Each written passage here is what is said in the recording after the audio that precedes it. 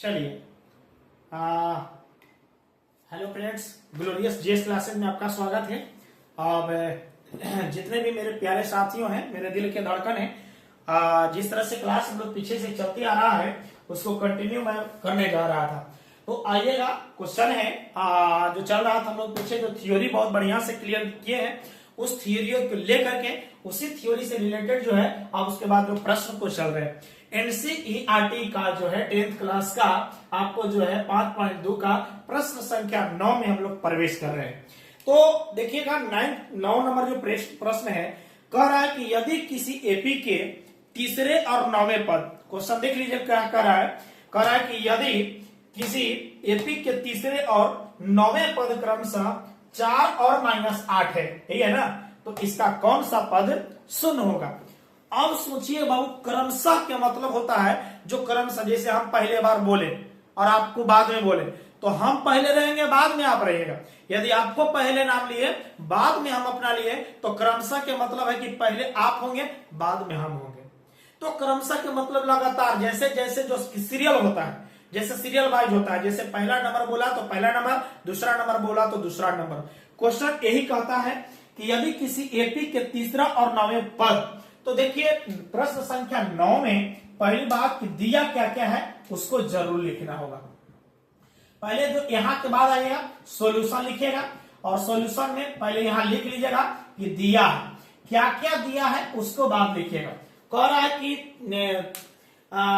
AP के तीसरे और 9वें पद दिया है एपी के तीसरा पद और 9वें पद, मतलब है कि एपी में प्रथम पद ए और पदांतर डी है। मान लेते हैं, माना कि एपी का प्रथम पद ए और पदांतर डी है, तो दिया क्या है आप सोच रहे हैं। तो आप सोचिएगा कि दिया है बाबा कि टी, बोलिए कौन सा दिया है, दिया है एपी में तीसरा पद, दिया है ना, एपी का तीसरा पद दिया है, पहले वाला पहले, तो तीसरा पद बोलो कितना दिया है पहले में, 4, देखिए 4 दिया है।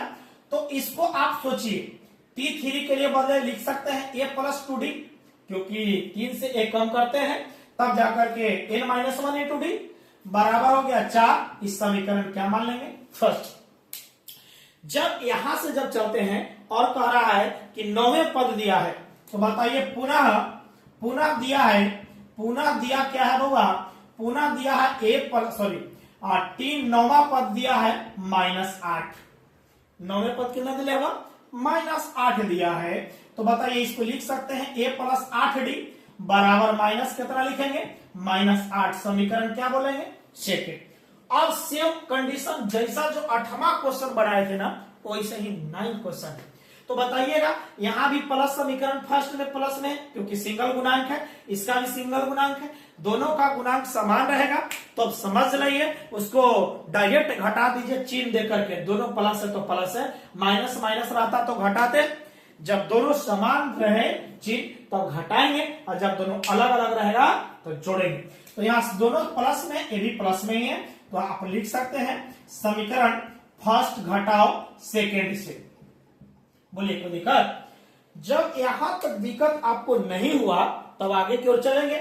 आइए, समीकरण फर्स्ट में आपका क्या दिया होगा, यानी a + 2d बराबर 4 दिया है, और समीकरण सेकेंड में दे रहा है a + 8d बराबर -8। चिन्ह बताइए, प्लस है तो माइनस, प्लस है तो माइनस, माइनस है तो प्लस, घटाव में चिन्ह बदल जाता। ये वाला तो गेलो बाबा, गेला ले लेकर। अब सोचिए ऊपर प्लस और नीचे माइनस, तो प्लस माइनस घटेगा। जब यह घटेगा तो बोलो 8 में से 2 गया 6d हो गया, लेकिन चिन्ह माइनस कराएगा, बराबर ऊपर प्लस है नीचे प्लस, प्लस प्लस जुटेगा ना, तो 8 और 4 कितना 12। अब सोचिए 12 आ गया, ये बताइए गुना में है तो उन्हें कोचे में भाग में, मतलब d बराबर 12/-6, 6 दूनी 12, मतलब d बराबर कितना आ गया, माइनस ऊपर चले तो d बराबर -2 आ गया। अब d का मान अब यहां से आप रख लीजिए, d का मान समीकरण आपको दिख रहा है, एक है कि 2 को, जब 2 को समीकरण दिख रहा है तो दोनों में से कोई में रख दीजिए, तो समीकरण फर्स्ट में रखने पर अब d का मान रखने जा रहे हैं, तो यहां से a + 2 गुना d का बोलो